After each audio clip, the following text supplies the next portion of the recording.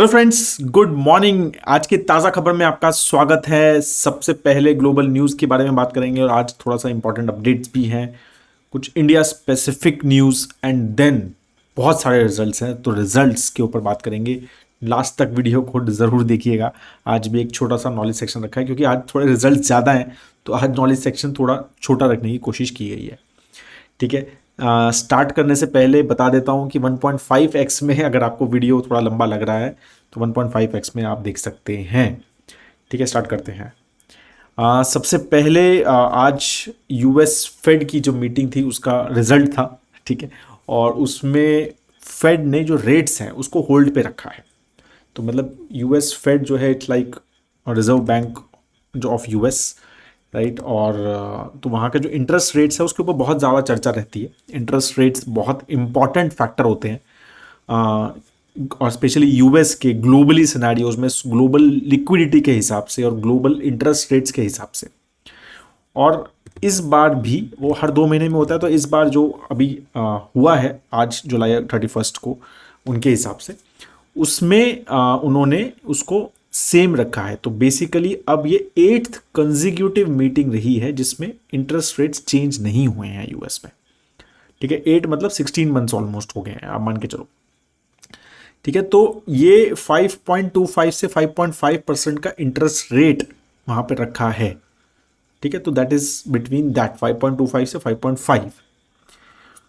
अब interest rate cut होने वाला है या नहीं होने वाला है उसके ऊपर अभी भी सितंबर में एवरीवन इज एक्सपेक्टिंग कि इंटरेस्ट रेट कट होगा। लेकिन यूएस फेड चेयरमैन ने, आई हर्ड द उनकी जो प्रेस कॉन्फ्रेंस थी उस पर कोई भी एक टाइमलाइन नहीं दे रहे हैं। वो ये कह रहे हैं कि डेटा के बेसिस पे देखेंगे हम। Yes, things are under control. Yes, economy is not doing that well. Yes, job market is not doing that well.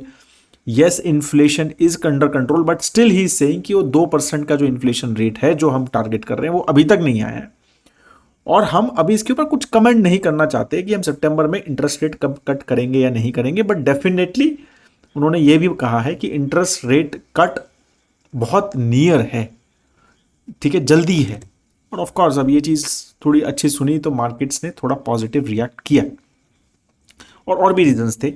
तो मार्केट ओवरऑल अगर हम नास्डैक वगैरह जो है वो 2.5% अप रहा, से ज़्यादा अप रहा। S&P 500 भी 1.5 से अप ज़्यादा रहा।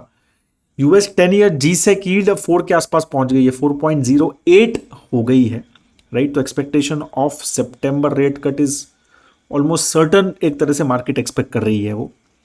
ठीक है, मतलब specially the artificial intelligence driven stocks या फिर I would say chip driven stocks did very well.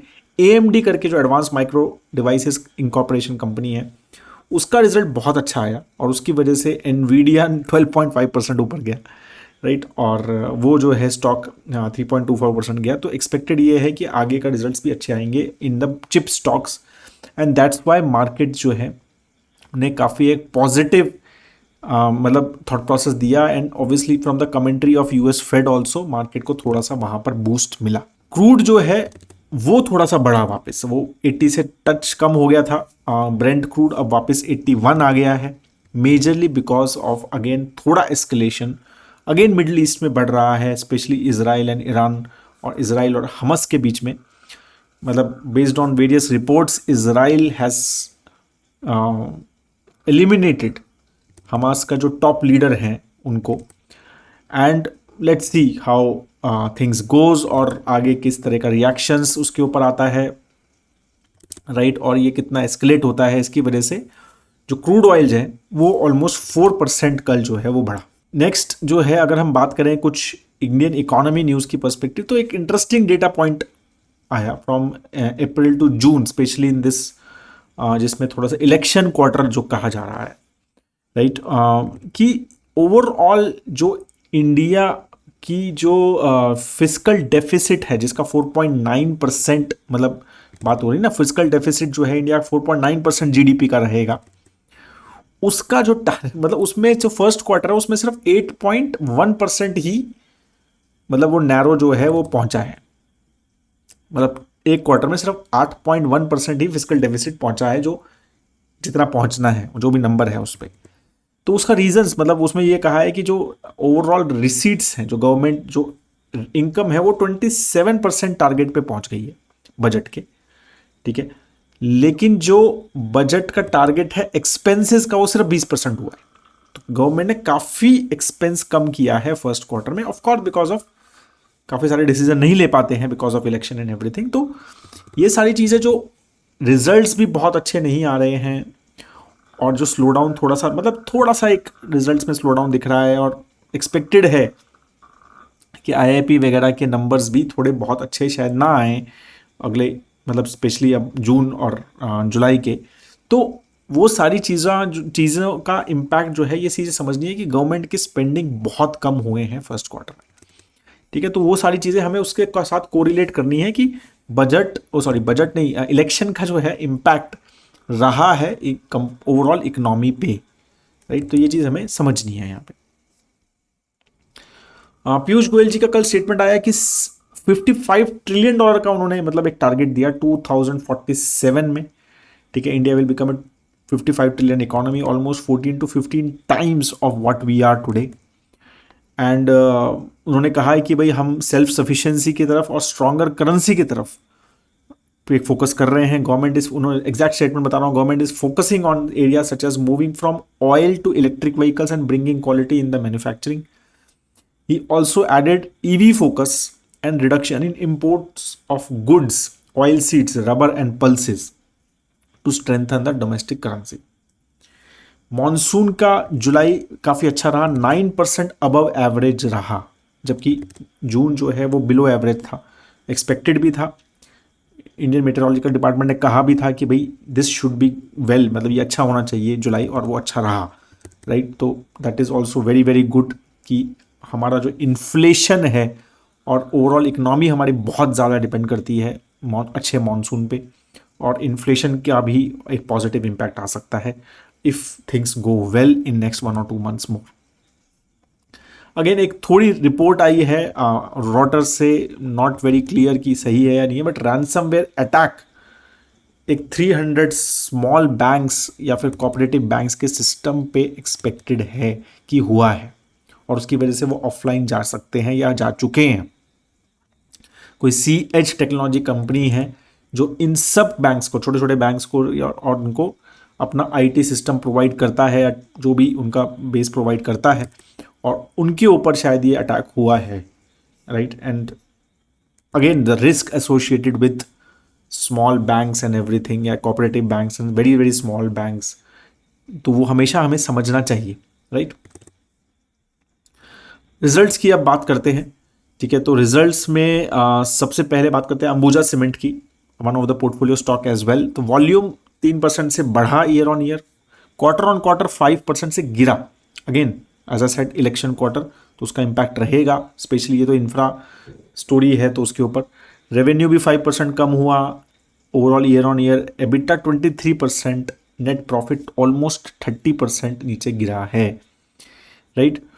Majorly उन्होंने बोला है कि राइजिंग एक्सपेंसेस हम उनके बढ़े हैं, right, and that's why the profit इतना ज़्यादा कम हुआ है, और रेवेन्यू भी जो है वो थोड़ा सा कम हुआ है, राइट। एंड तो ओवरऑल रियलाइजेशन जो है कंपनी का, राइट, उस पर इम्पैक्ट रहा है ओवरऑल अगर हम देखें तो।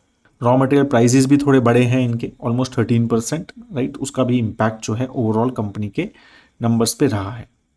क्रॉम्पटन ग्रीव्स का भी रिजल्ट आया, उनका रिजल्ट अच्छा आया, अनएक्सपेक्टेड भी था बिकॉज समर्स भी बहुत ज़्यादा हॉट थी, and they make lot of products like specially fans and everything, right. तो उनका जो नेट सेल्स है तो वो ऑलमोस्ट 14% ईयर ऑन ईयर बढ़ा, 9% क्वार्टर ऑन क्वार्टर बढ़ा।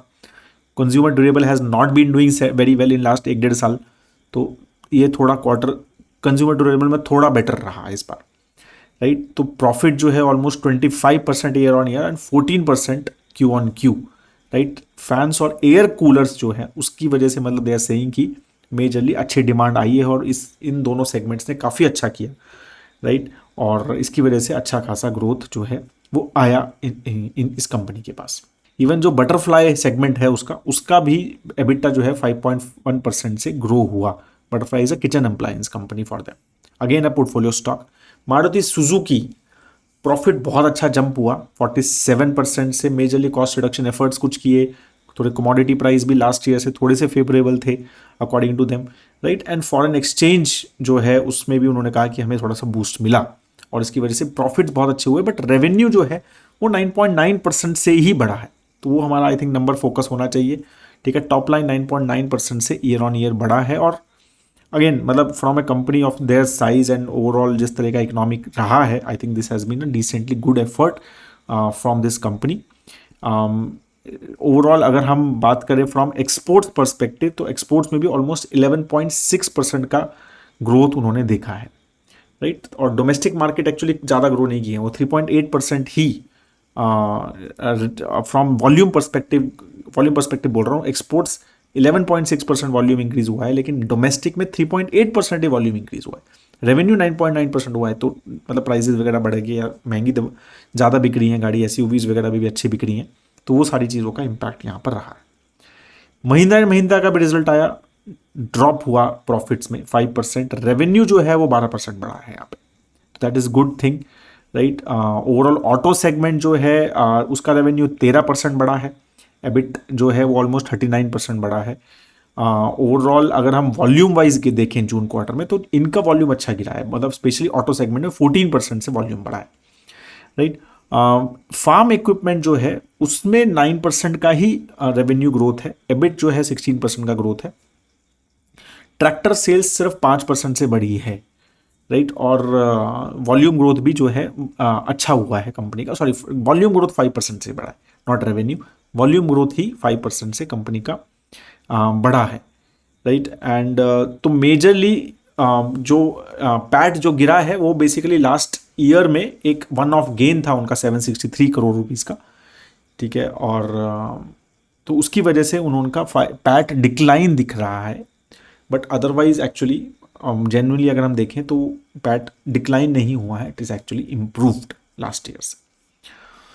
अदानी पावर का रिजल्ट आया, उसका जो है काफ़ी प्रॉफिट गिरा, 55% प्रॉफिट गिरा लास्ट उससे मेजरली, राइट। जबकि उनका sales volume, power sale volume जो है वो 38% से बढ़ा है, majorly because of higher demand, right. And तो majorly they are saying that it is because of lower tariff realisation, right. तो कॉस्ट उनका मतलब उनका जो प्राइस है electricity price, they are saying कि इट हैज़ डिक्रीज्ड, और जबकि वॉल्यूम ग्रोथ जो हुआ है वहाँ पे। टाटा स्टील का भी रिजल्ट आया, नेट प्रॉफिट राइजेस बाय 51%, ठीक है। उन्होंने भी कॉस्ट वगैरह अपने काफ़ी कम किए हैं, लोअर एक्सपेंसेस, रॉ मटेरियल का कॉस्ट भी उन्होंने कम हुआ है। They are still facing issues and UK government के साथ इनको उनके जो इशूज़ हैं वो चल ही रहे हैं to shift to green energy solutions, फिर जॉब मार्केट का चक्कर, राइट। एंड तो उसमें government help they are asking again and again. अभी न्यू गवर्नमेंट आई है तो again things are little slow from that side. Overall revenue जो है डिक्लाइन हुआ है, अगर हम ईयर ऑन ईयर और बोथ क्वार्टर ऑन क्वार्टर बात करें, रेवेन्यू डिक्लाइन हुआ है लेकिन नेट प्रॉफिट बढ़ा है। बैंक ऑफ बड़ौदा का भी रिजल्ट आया, डिपॉजिट्स अप बाय 8.9%, तो आई थिंक डिपॉजिट्स पे फोकस करना चाहिए। Advances by 8.1%, right. तो दोनों डिसेंट ग्रो हुए हैं। नेट एनपीए जो है वो ऑलमोस्ट उतना ही है, राइट। स्लिपेज जो है अगर हम मार्च के हिसाब से देखें तो एक्चुअली इनके कम हुए हैं थोड़े से, राइट। तो उस हिसाब से रिजल्ट मतलब वो सारी चीज़ें ठीक ठाक नज़र आ रही है। मैनकाइंड का भी रिजल्ट आया, प्रॉफिट 9.9%, रेवेन्यू 12% बढ़ा है। अगेन टिपिकली ये कंपनी इसी रेंज में अगर आप देखेंगे, वही रेवेन्यू जो है वो 11 से 15% की रेंज में लगातार उसी हिसाब से बढ़ रहा है, और वही प्रॉफिट्स का थॉट प्रोसेस रहा है। BHEL का लॉस बढ़ा है, तो BHEL के ऊपर बहुत डिटेल में मैंने वीडियो बनाया था, डिटेल फंडामेंटल एनालिसिस किया था, उसके इश्यूज समझाए थे।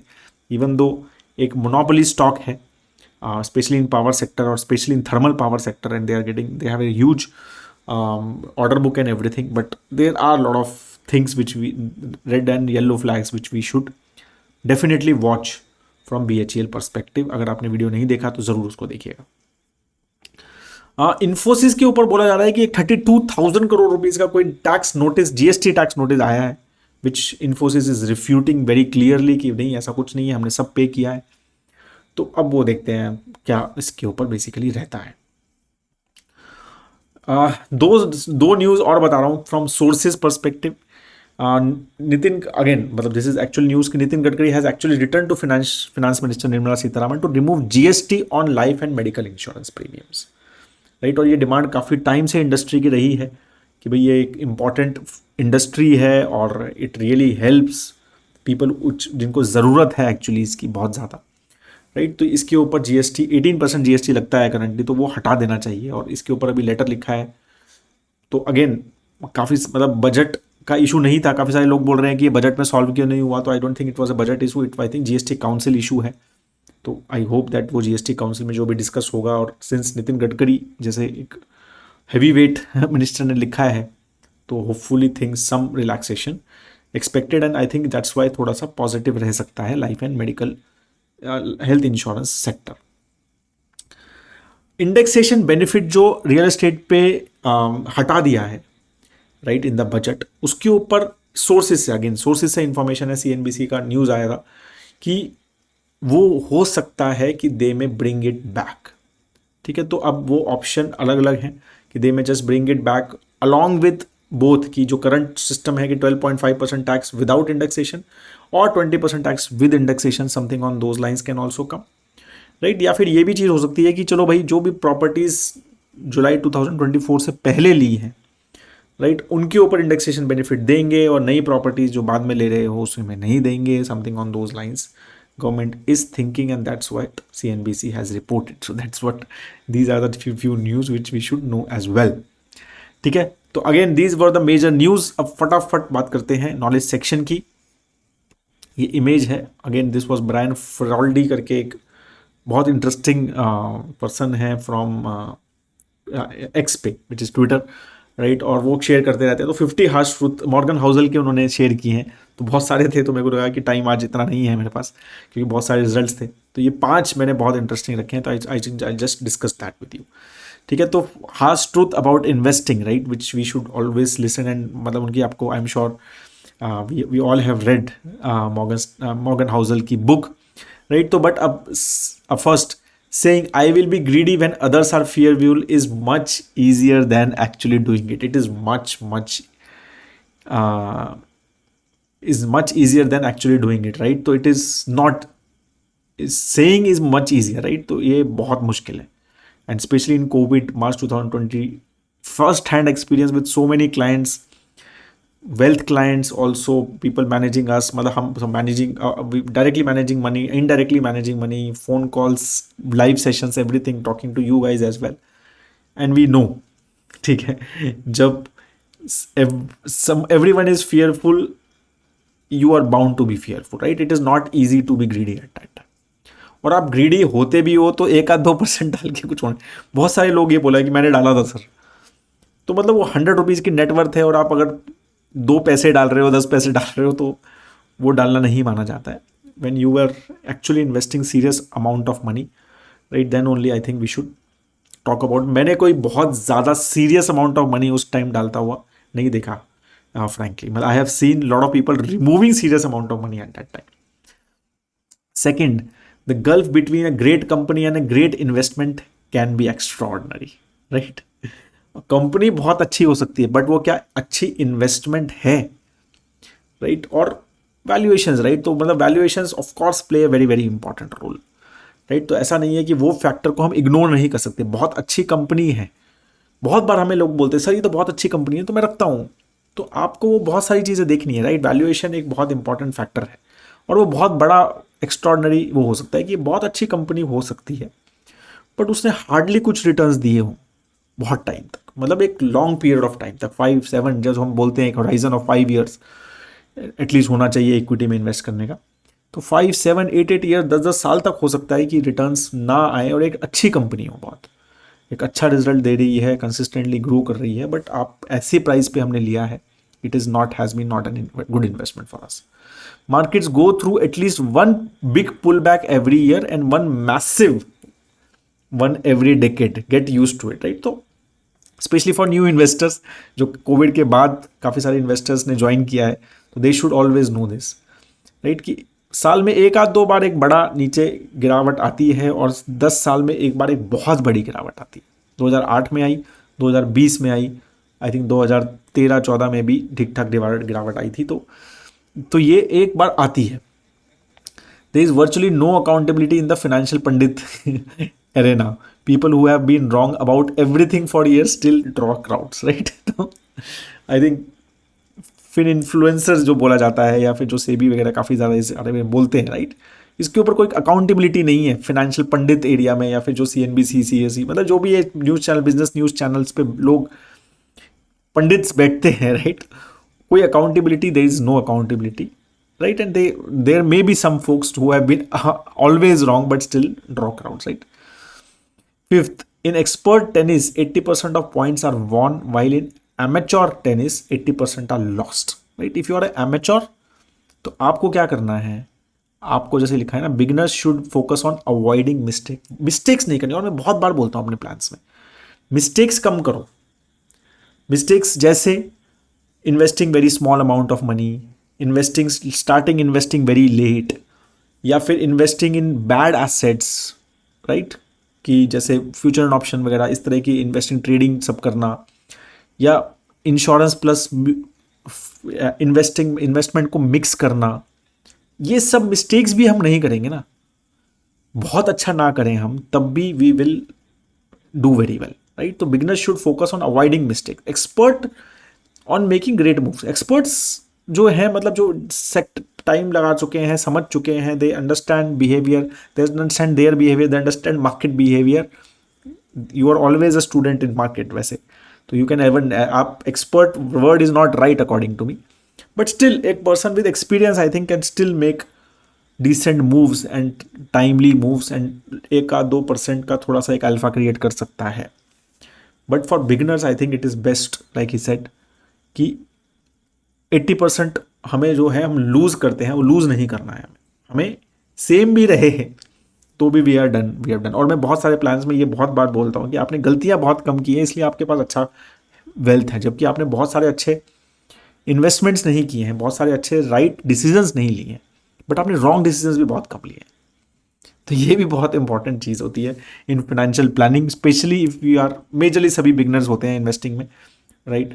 तो वो सब चीज़ें हमें बहुत इंपॉर्टेंट है। That is what I wanted to talk about, it's very good. अगर और बाकी इंटरेस्टिंग कुछ, अभी तो 5 ही डिस्कस किए हैं, वैसे तो 50 हैं, तो कुछ आगे नॉलेज सेक्शंस में वी विल कवर, नहीं तो आप ये ट्विटर पे देख भी सकते हैं। This is available on his website. That is all, have a great time ahead दोस्तों, जय हिंद।